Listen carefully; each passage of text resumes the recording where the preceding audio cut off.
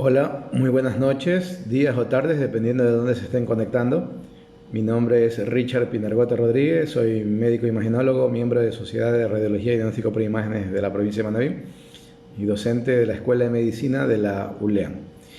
El propósito de llevar estos videos, que casi los hemos iniciado con el inicio de la cuarentena de la pandemia del COVID-19 en Ecuador, es llevar información de carácter científico, de carácter médico, información contrastada, verificada e información que pueda servir de utilidad a todos ustedes. Cuando nosotros llevamos esta información, lo que buscamos es que puedan tener otra fuente donde ustedes puedan considerar este tipo de noticias que de una u otra manera nos involucra a todos. Y también buscamos desterrar, desmitificar y, por qué no, aniquilar ciertos bulos, fake news, ciertas malas noticias que circulan en nuestros dispositivos.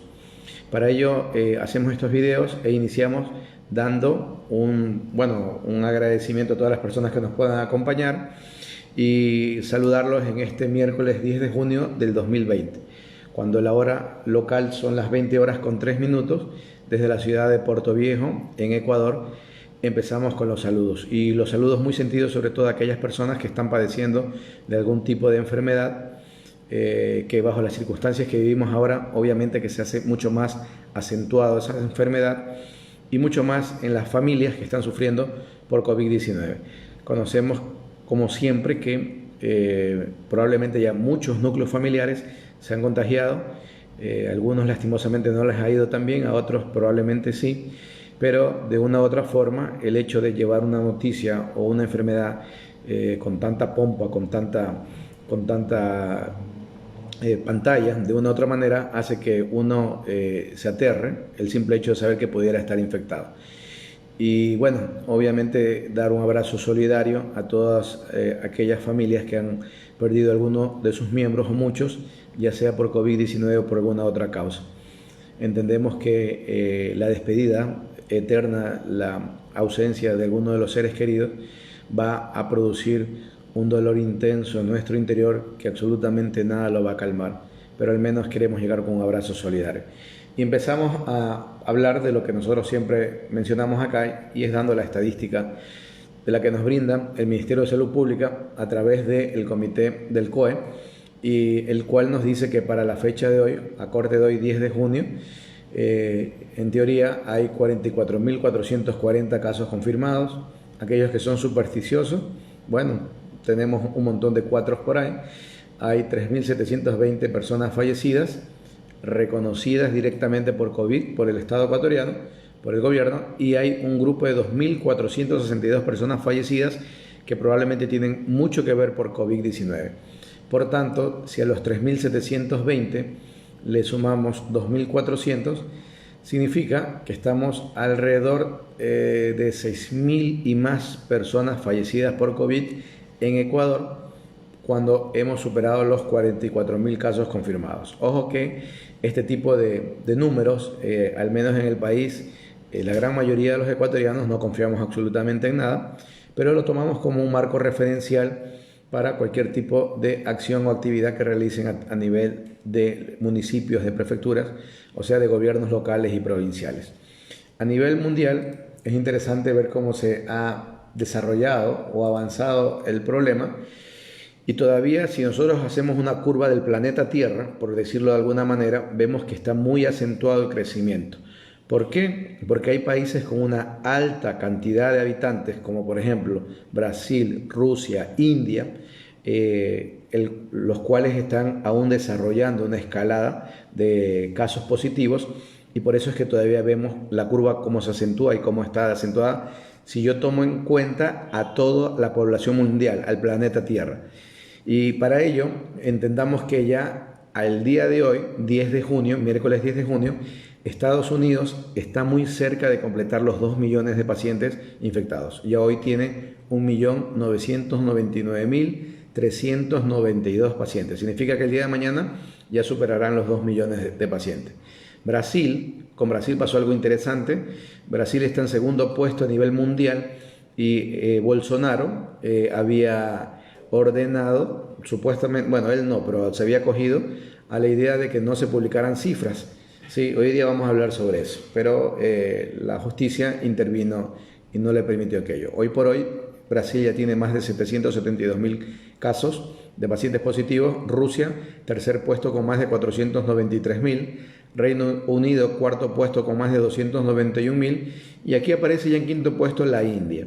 Si ustedes recuerdan nuestros videos anteriores, le fuimos haciendo también seguimiento a la India, porque nosotros sabemos que el número de habitantes que tiene, que es el segundo país más poblado del mundo, con alrededor de 1.000 millones de habitantes, y al tener unas condiciones de pobreza y de extrema pobreza muy significativa, y obviamente de sanidad, harían pensar que no sería extraño que escaparan las cifras. Y vemos que lastimosamente la India está cumpliendo eso, y ya está en quinto puesto con más de 276.000 pacientes. España en sexto puesto con más de 242.000, Italia en séptimo puesto con más de 235.000, y miren que aquí ha subido al octavo puesto Perú con más de 207.000 pacientes.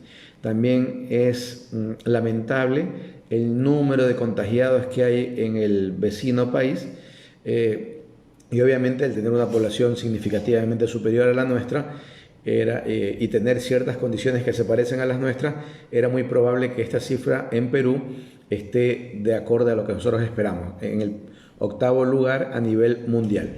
Francia está en el noveno puesto con más de 192.000, y en el puesto número 10 está Alemania con más de 186.000. Ya en el puesto 11 se encuentra Irán con más de 177.000, Turquía en el puesto 12 con más de 173.000, Chile en el puesto 13 con más de 148.000, y peleando siempre cerca con México en el puesto 14 con más de 129.000. Me voy a incluso mencionar otros países porque es interesante lo que está ocurriendo. En el puesto 15, Pakistán con más de 113.000, en el 16, Arabia Saudita con más de 112.000, y aquí viene un grupo conformado por Canadá, China, que está en el puesto 18, Bangladesh y Qatar, que están entre 98.000 a 73.000, hasta el puesto 20. Y si nosotros vemos del puesto 21 en adelante, están allí apareciendo países como Bélgica, Sudáfrica, Bielorrusia, ¿sí? Holanda, Suecia, Ecuador y Colombia. Colombia, que ha crecido también exponencialmente en sus casos, en cuanto a casos positivos, aunque el número de personas fallecidas, como ya vamos a ver en unos minutos, la verdad está siendo muy significativamente inferior si lo comparamos con países como el nuestro. Para ello vamos a tomar en cuenta la siguiente definición, que es el número de casos de fallecidos directamente por COVID, y eso se llama la letalidad. En ese sentido, vamos a hablar específicamente de Latinoamérica, tomando como referencia, a pesar que no es un país latinoamericano, a Estados Unidos, por los vínculos que tenemos todos los países latinoamericanos con este país, ¿no? Cuando en Estados Unidos superaron el 1.997.000, ya teníamos más de 112.833 personas fallecidas. En Brasil, con más de 772.000, tengo 39.680 personas fallecidas. En Perú, con 207.794, tengo 5.862 personas fallecidas. Chile, con 148.456, tengo 2.475. México, con más de 124.000, tengo 14.649. Ecuador, en teoría, con más de 44.000, tengo, en teoría, 3.720 pacientes reconocidos directamente, pero si sumo a los indirectos, tendría una cifra aproximadamente de 6.000 pacientes. Estos 6.000 pacientes para 44.000 contagiados, si yo lo comparo con un país que en este momento está octavo en número de casos, que se llama Perú, con 207.000, ellos tienen 5.862. O sea, incluso en Perú la letalidad es mucho menor. Ahora, podemos entender por algunas aristas la situación ecuatoriana. 1, número de pruebas insuficiente, que puede ser. 2, sí, también esta lo que percibimos algunos, especie de manipulación que ha existido con las cifras, que no nos da tampoco un dato real, porque también algunos especulamos que la cantidad de pacientes fallecidos, y en el video anterior hablamos que el artículo de New York Times nos dice que probablemente habría que multiplicar por 6 para tener una idea exacta de la cantidad de pacientes que tenemos, tanto en pacientes contagiados, pero sobre todo en pacientes fallecidos. Si fuera así realmente el caso, y estamos hablando que estamos entre 3.700 a 6.000 pacientes, si 6 lo multiplico por 6 son 36.000 probablemente personas que de una u otra manera han tenido que estar involucradas en su fallecimiento por la causa COVID-19. Es una cifra alarmante, por donde se lo quiera mirar. Una cifra comparable probablemente con lo que se manejaría en Brasil. Pero Brasil nos lleva adelante 10 veces en población, ¿sí? O sea, no hay por dónde mirar eso. Colombia, que venía, y ya veníamos haciendo el análisis de Colombia, venía creciendo exponencialmente y era entendible que iba a ocurrir aquello porque en Colombia está muy flexibilizado ya. Si Colombia fuera Ecuador, en este momento prácticamente toda Colombia estuviera en semáforo amarillo, prácticamente toda Colombia. Incluso hubiera localidades que estuvieran en semáforo verde. Y lo que sí es que hay dentro de ciudades grandes, como por ejemplo Bogotá, que hay barrios que estuvieran en semáforo rojo. Es para que tengan un símil a lo que pasa en Ecuador. Porque en Ecuador se ha implementado la idea de que cada provincia, estamos constituidos por provincias, funcione el método de los semáforos. Entonces, una provincia con semáforo rojo significa que la cuarentena se mantiene tal cual, y una provincia con semáforo amarillo o verde va flexibilizándose la cuarentena. Entonces, en Colombia no era nada extraño que esto ocurriera por el número poblacional, por la flexibilización de lo que ha ocurrido allá. Sin embargo, miren, solo tomando en cuenta las cifras oficiales, ojo con esto. Ecuador, 44.440 casos de personas afectadas y 3.720 personas fallecidas. Colombia, 42.206. Si lo comparo con los 44.000, casi que estamos empate. Entonces nosotros acá tenemos 3.720 personas fallecidas, reconocidas oficialmente, y en Colombia reconocidas oficialmente tienen 1.439. O sea, tienen casi la mitad de la población de las muertes de las que tenemos en Ecuador. Así que, sin entrar en tanto detalle, ellos tienen una letalidad al 50% menor que la nuestra, ¿sí? O sea que si nuestra letalidad, por inventarme un número, fuera del 17%, la de ellos fuera si fuera el 10%, la de ellos fuera el 5%, para inventar un número, ¿no? Argentina también ha subido sus casos considerablemente. Es más, tengo entendido que el presidente Fernández está analizando nuevamente si tienen que volver a la cuarentena total, porque se ha flexibilizado mucho y ellos ya están con un número de 25.987, tomando una curva muy ascendente de casos. Sin embargo, la cantidad de fallecidos ahora es de 735, que iría más o menos siguiendo el mismo ritmo que el ejemplo de Colombia. Para tener una idea, República Dominicana, cuando superaron los 20.000 casos, tenían 550 personas fallecidas. Panamá, con encima de 17.000 casos, tienen 403 personas fallecidas. Bolivia, por encima de 17.000 casos, tienen por encima de 14.000 casos, tienen ya 487 personas fallecidas. Y aquí, miren, son odiosas las comparaciones, pero es necesario hacerlas. Panamá tiene más de 17.000 afectados, Bolivia tiene más de 14.000. Pero Panamá tiene 403 fallecidos y Bolivia tiene 487. Y por lo que me estoy dando cuenta, el caso de Bolivia está creciendo considerablemente. O sea que de una forma lamentable, van ellos a aumentar su letalidad.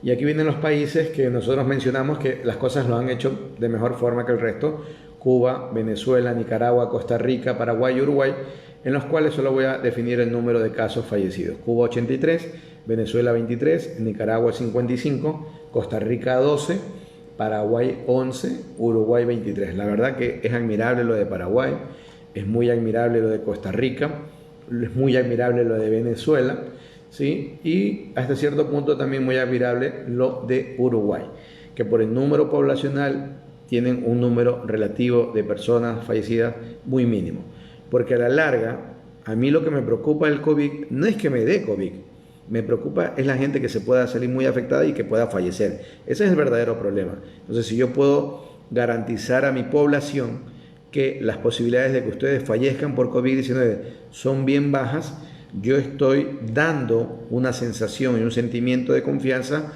real. No lo que ocurre acá, que de una u otra manera el gobierno quiere lavarse las manos y mandar a que los semáforos los ejecuten los órganos locales, cosa que de una u otra manera influye para que se dé, como se está dando ahora, ¿no? Que muchas ciudades sea un completo desorden y caos.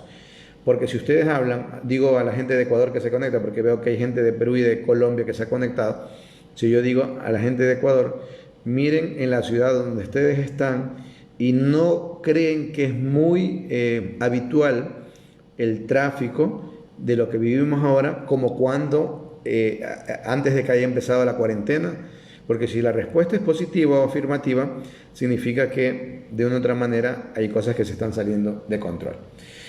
Ya hablando en el rincón médico, vamos a tratar algunos temitas, ojalá que nos dé el tiempo, pero igual si no, sería el día viernes que nos volvemos a ver, porque el día de mañana, ya saben, por esta cuestión de la universidad, va a ser imposible que lo hagamos.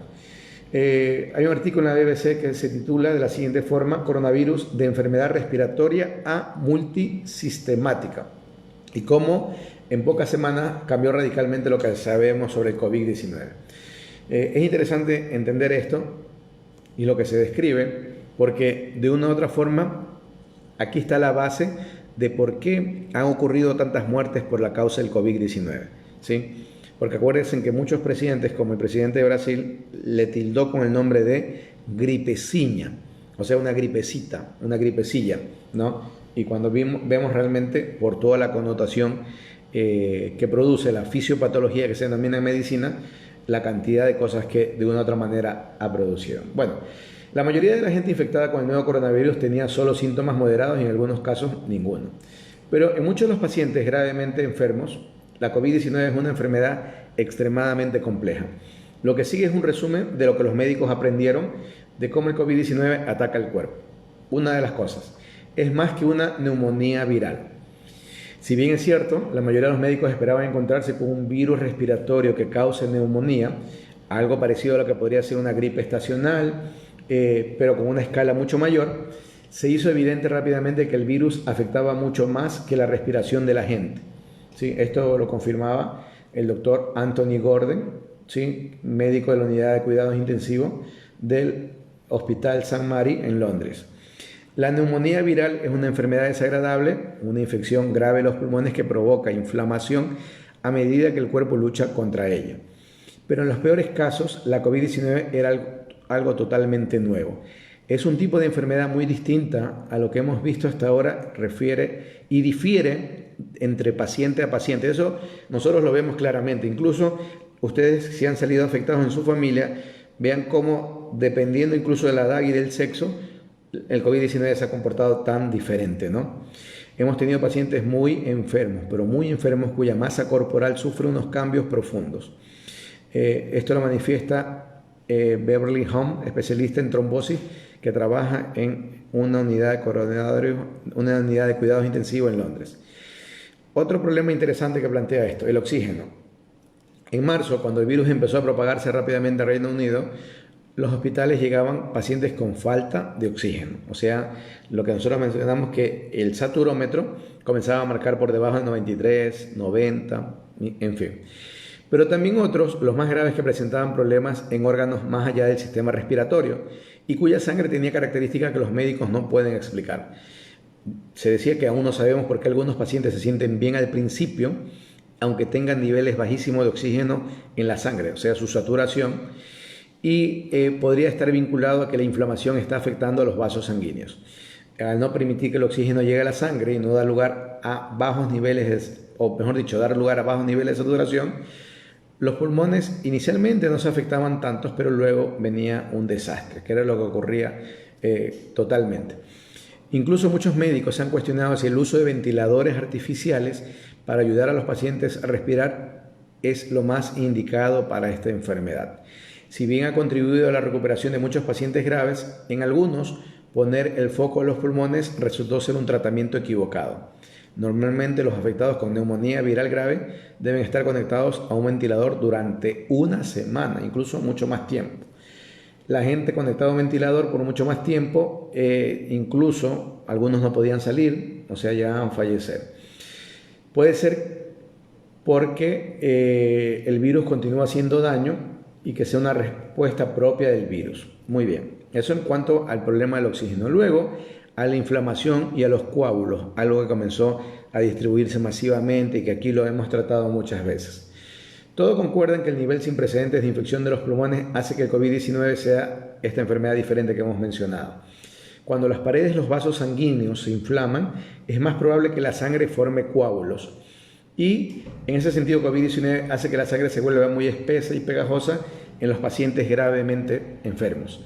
Se han hallado pequeños coágulos en los vasos sanguíneos pequeños de los pulmones, pero también coágulos grandes en muchas arterias.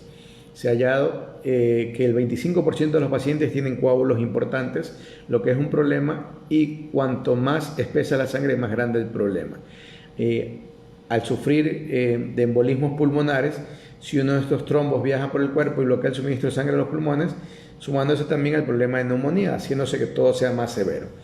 De esta manera se comenzó a cuantificar lo que se llama el fibrinógeno en sangre, y la proteína C reactiva y otro tipo de cosas que tienen que ver tanto con la coagulación como con lo que se llama la cascada inflamatoria, y que comenzó también a darnos una idea de lo que ocurría con los pacientes en cuanto a su deterioro. Y ahí comenzó también a entrar incluso el dímero D, que fue un elemento importante. Digo estos nombres porque es muy probable las personas que han tenido familiares afectados gravemente han tenido que estar leyendo eso, dímero D, la PCR,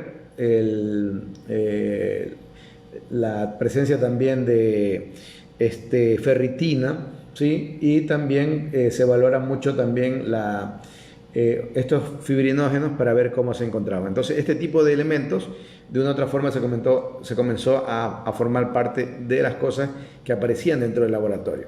¿Sí? Y en ese sentido, lo del dímero D también tiene que ver con el sistema inmune y otros órganos. El dímero D puede verse la presencia de múltiples coágulos, ¿sí? Y esto indica que la existencia, el COVID-19 existe como una enfermedad o una infección más grave. Y esto empieza a generar una desproporcionada y potencialmente alta respuesta del sistema inmune, y esto se lo conoce como la tormenta de citoquinas o citocinas. Cuando hay un proceso inflamatorio, entendamos esto, si por ejemplo yo me golpeo el dedo, entonces comienzan a darse los elementos típicos de la cascada inflamatoria: rugor, ardor, calor. O sea, el dedo se me hincha, se me pone rojo y se me pone caliente. Es lo normal. Y todos estos elementos que producen la cascada inflamatoria, ¿sí?, hace que el dedo adquiera esta característica. Entonces, estos elementos que se producen se conocen con el nombre de prostaglandinas, leucotrienos, tromboxanos y citoquinas. Pero en el COVID-19, sobre todo las citoquinas comienzan a generarse de una forma exagerada, y por ello se denomina la tormenta de citoquinas, y el paciente entra en una situación muy lamentable, ¿no? Esto hace también que el número de linfocitos T, que son células especializadas en la sangre para defendernos, se reduzcan dramáticamente durante la tormenta de citoquinas. Entonces, si tú tienes que reduces el número de células que se encargan de protegerte, tú quedas desprotegido y por ende eres susceptible a que aparezcan otras cosas acompañando al COVID-19. Entonces, por un momento habíamos hablado de que uno puede estar padeciendo o tener muchos problemas por COVID-19 o con COVID-19, ¿sí? Que acá un presidente que tenemos nosotros intentando hablar algo, no sé si graciosamente o ridículamente, porque él solo va entre lo gracioso a lo ridículo, intentó hablar sobre esto y las personas afectadas y fallecidas, pero la verdad que un desastre. Entonces, esa es la razón interesante de lo que ha ocurrido en cuanto a la respuesta del sistema inmune y esta cascada que se denomina. Ahora, ¿qué desafíos se plantean o están ocurriendo ahora? Pues bueno, estos desafíos que vienen ahora no explicarían por qué tanta gente infectada es asintomática o tiene síntomas leves, ¿sí? Mientras que otros enferman gravemente y sobre todo en un lapso de tiempo breve. Yo he dado cuenta de que hay muchos pacientes que uno los ve que están progresando feo, de repente tienen como una parada y como que los síntomas mejorarían y luego tienen una recaída que incluso les conduce a la muerte. La verdad que hemos visto muchos de esos casos y si nos preguntan, podrían influir muchos factores, pero todo esto de una u otra manera influye. Y uno de los factores que también podría influir sin lugar a dudas y que nosotros los médicos creemos es la genética como un factor importante. La genética, o sea, la individualidad de cada persona, la respuesta que cada persona puede generar, y por ello es que incluso entre familias vemos gente que responde de mejor manera que otros que responden de peor manera. Es posible, por ejemplo, que la variación genética que te hace más susceptible a tener la presión alta de diabetes también te haga más vulnerable a este virus, por ejemplo, ¿no? Entonces, la doctora Bárbara Miles dice que lidiar con el COVID-19 le ha puesto el aprendizaje más grande de su carrera, y yo coincido con ella. La verdad que nos ha vuelto a ser médicos, a hacer médicos, ¿sí? A la gran mayoría, porque nos hemos estado involucrando nuevamente en el contexto general de todo lo que ocurre. Y lo hacemos tanto por ser de ayuda, cuanto por preocupación por lo que pueda pasar a nuestros cercanos y obviamente a nuestros pacientes. Entonces, por donde ustedes lo quieran mirar, ¿sí? Los desafíos del COVID-19, y yo creo que los colegas que se conectan no me van a dejar mentir, cada día es como entrar en un ateneo, en una conversación dialéctica nueva.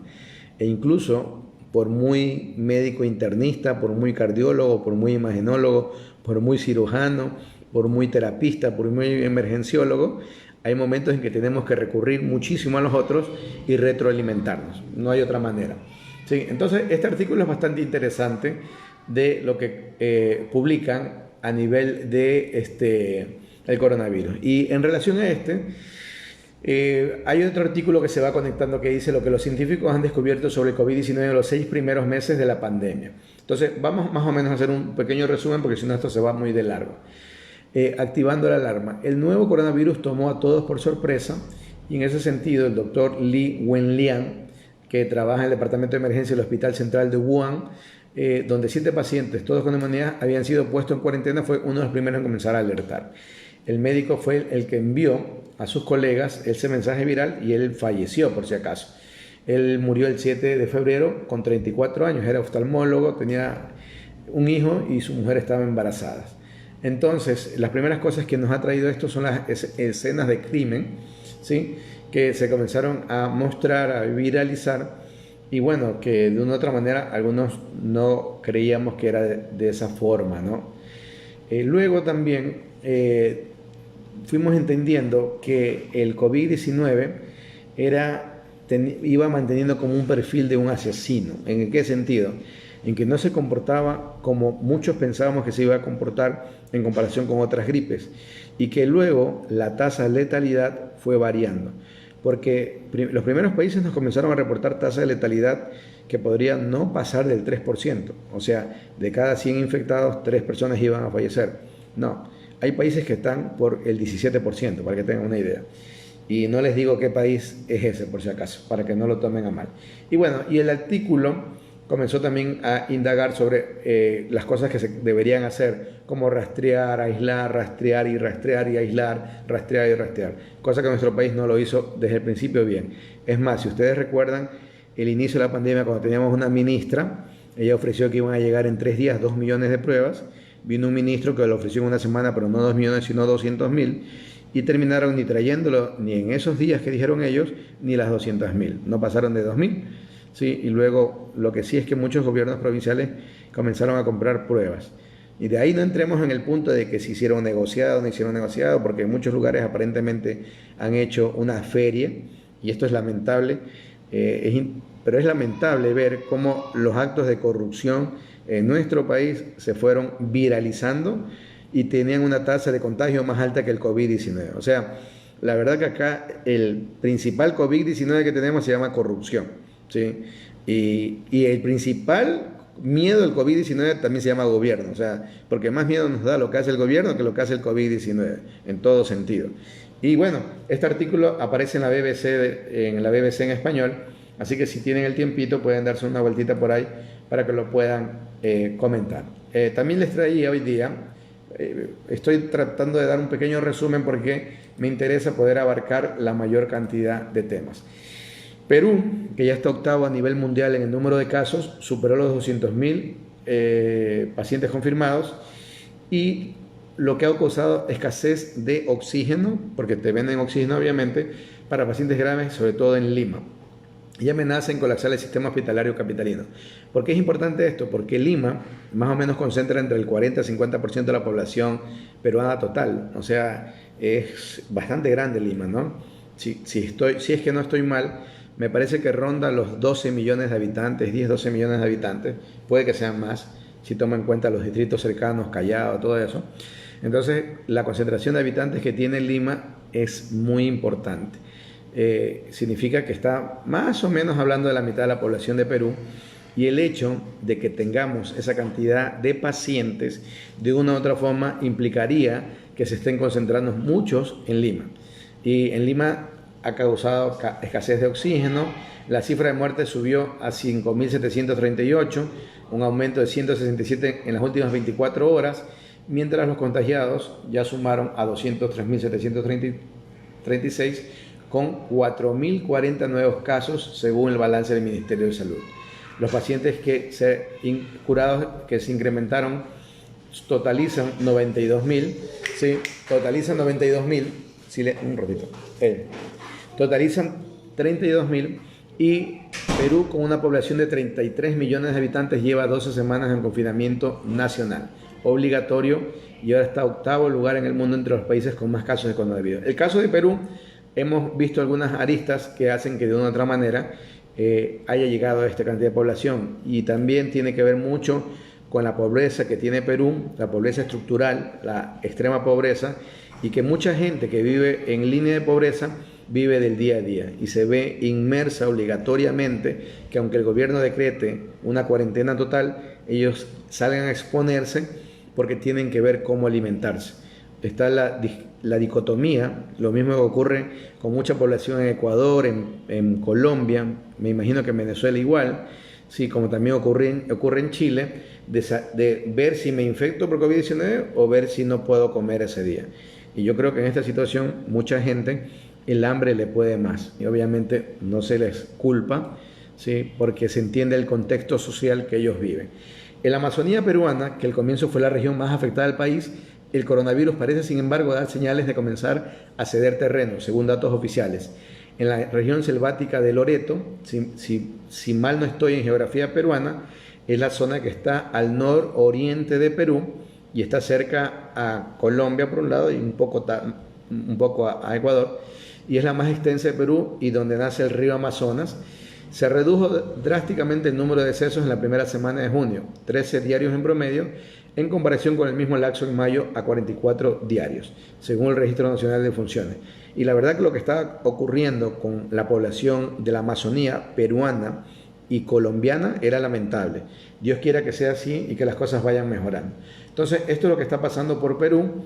Las colas son inmensas para comprar oxígeno, ¿sí? Y bueno, aquí me dice en este artículo que Lima tiene una población de 10 millones y ahora, estaba más o menos en la cifra que habíamos comentado, ¿no? Ojalá que las cosas puedan ir mejorando con los hermanos peruanos, que de una u otra manera nos vemos también reflejados allí. Y nosotros no somos ejemplo de nada bueno, hemos servido de mal ejemplo en todo. Lo que tiene que ver con COVID-19 es ejemplo de negativo en todo. Hasta en la corrupción estamos sirviendo de mal ejemplo, porque es lamentable la cantidad de corrupción destapada dentro de la pandemia. Obviamente que existe todavía mucha corrupción atrás que va a salir dentro de poco, sí, de mucha gente, porque la forma de este gobierno de mantenerse en el poder ha sido por prebenda, entregando hospitales, entregando la justicia, entregando esto y lo otro. Entonces, la única manera de sostenerse ha sido esa, y por ende seguro que existen muchos actos de corrupción, pero lo de ahora raya entre lo lamentable y lo despreciable, ¿no? Sí, valerse de este tipo de cosas que nos afectan y que han comprometido tantas vidas para ello. ¿sí? No digo que la corrupción sea buena ni nada por el estilo, lo que digo que la corrupción siempre será mala, pero hay momentos en que es mucho peor todavía. Muy bien, déjenme ver si algo más tenía preparado por acá, que creo que sí lo tenía preparado, y era algo, una noticia referente al gobierno brasileño, ¿sí? Déjenme ver si la consigo, porque si no, bueno, quedará en pendiente para la próxima. Era una noticia interesante de cómo le habían obligado a que Bolsonaro retrocediera en la idea de no dar las cifras oficiales que habían intentado hacerlo. Entonces me pareció bastante adecuado. Acá está. Esta noticia dice: el Supremo obliga a Bolsonaro a informar del total de muertos por el virus. El presidente brasileño fue acusado de ocultar información después de que el Ministerio de Salud empezara a ofrecer datos parciales sobre el COVID-19. Y esto es un nuevo revés de la justicia brasileña contra Jair Bolsonaro, y el Supremo Tribunal Federal ordenó al Ministerio de Salud que debe volver a informar diariamente la cifra acumulada de contagiados, muertos y recuperados por el coronavirus. Tras 4 días consecutivos superando el millar de fallecidos, el mandatario decidió el viernes pasado cambiar la manera en que ofrecía los datos de COVID-19 con el objetivo de disimular u ocultar la dimensión de la pandemia en Brasil y su acelerada transmisión. Ordenó al Ministerio de Salud que mantenga en su integridad la divulgación diaria de los datos epidemiológicos relativos a la pandemia del COVID-19, incluso a la web del Ministerio de Salud, con las cifras de casos acumulados exactamente de la misma manera que se había realizado hasta el 4 de junio. Señaló el fallo del juez Alexandre de Moraes, acogiendo parcialmente una petición de varios partidos opositores de izquierda. ¿Sí? Entonces, esto es interesante. Si aquí tuviéramos, este es el Supremo Tribunal Federal, que vendría a ser aquí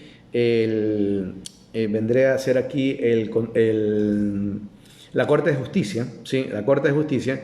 Si tuviéramos una Corte de Justicia ética que se valga por sí mismo e independiente, algo parecido deberían obligarle al gobierno. Pero la verdad, no vemos esos resultados, no sé por qué. En fin, entonces esto es lo que teníamos presente adelante para informarles. Ahora voy a leer lo que ustedes gentilmente han colocado, escrito, compartido, para ver si interactuamos un poco. Entonces, en ese sentido, vamos a escuchar los comentarios de ustedes, que siempre es grato poderlos leer, poderlos sentir.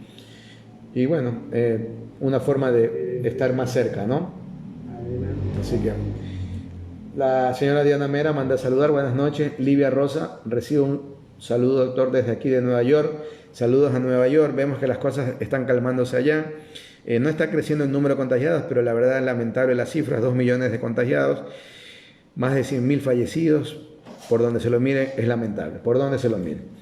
Jinson Rodríguez Lord manda a saludar. Cristina de Gois, buena noite desde Portugal. Buena noite, aunque allá ha de ser, bueno, sí, porque son creo que 6 horas de diferencia, entonces es la madrugada. Buena noite, ¿no? Saludos a los amigos de Portugal. Tengo entendido que Portugal empezó la pandemia un poco más tarde que España y se comenzaron a incrementar los casos. Espero que pueda estarse controlando todo, de corazón. La doctora Miriam Ponce Mera dice: como te dije, en un mes estaremos libres de COVID según el gobierno. Según el gobierno, claro. El Jinson Rodríguez Lord nos manifiesta: bien por los médicos que han hecho de esta pandemia un servicio a la gente y han cumplido con el juramento hipocrático, de los cuales conozco muchos, gracias a Dios, y no una oportunidad de lucrar. Sí, es verdad.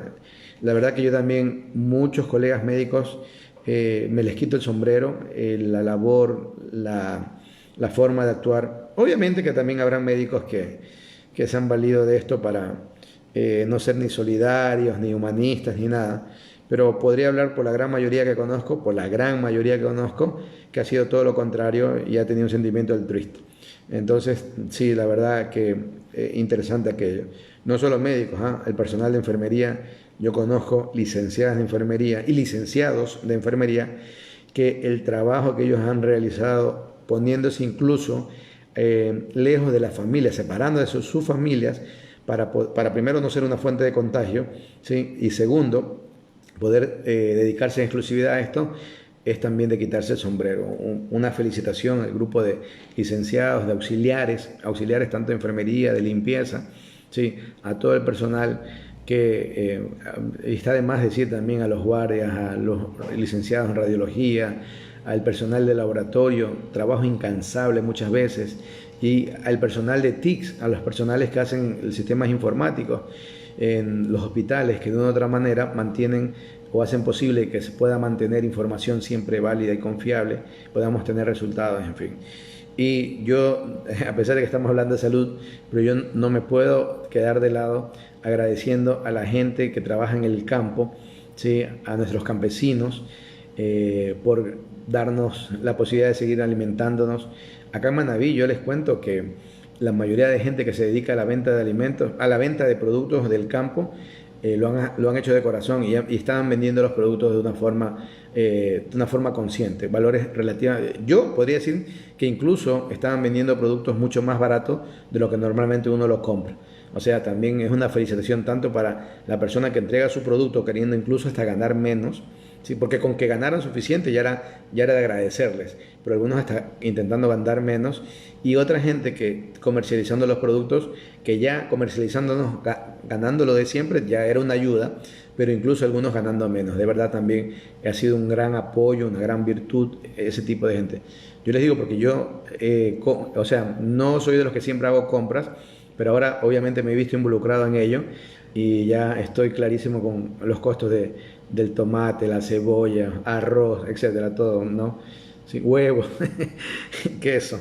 Acá somos muy fanáticos del queso y acá en Manabí tenemos algunos tipos de quesos de unas características que la verdad los que les gusta probar el queso deberían probarlo, de pronto puede que se empaten, ¿no?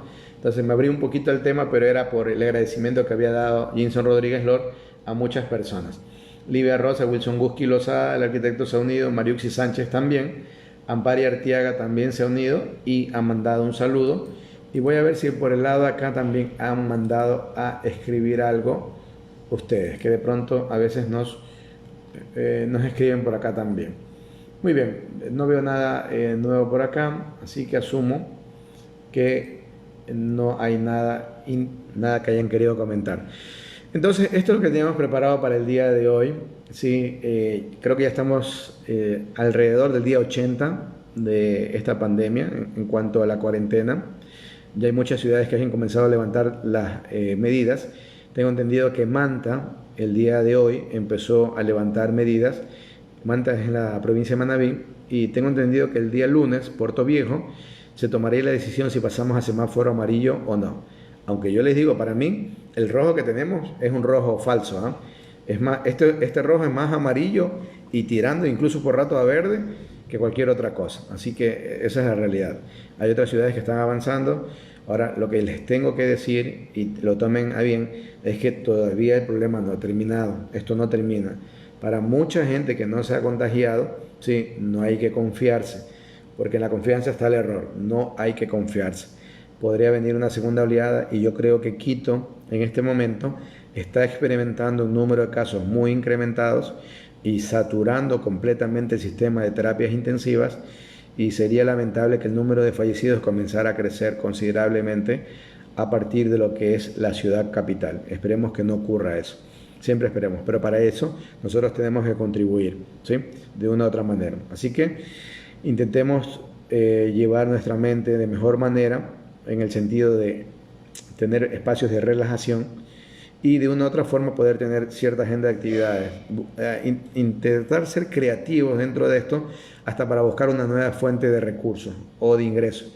Ahora que la cosa está tan complicada, tan difícil, y encima el gobierno, por donde quiera que se lo mire, en vez de apoyar y contribuir para que sea menos eso, más bien hace todo lo contrario.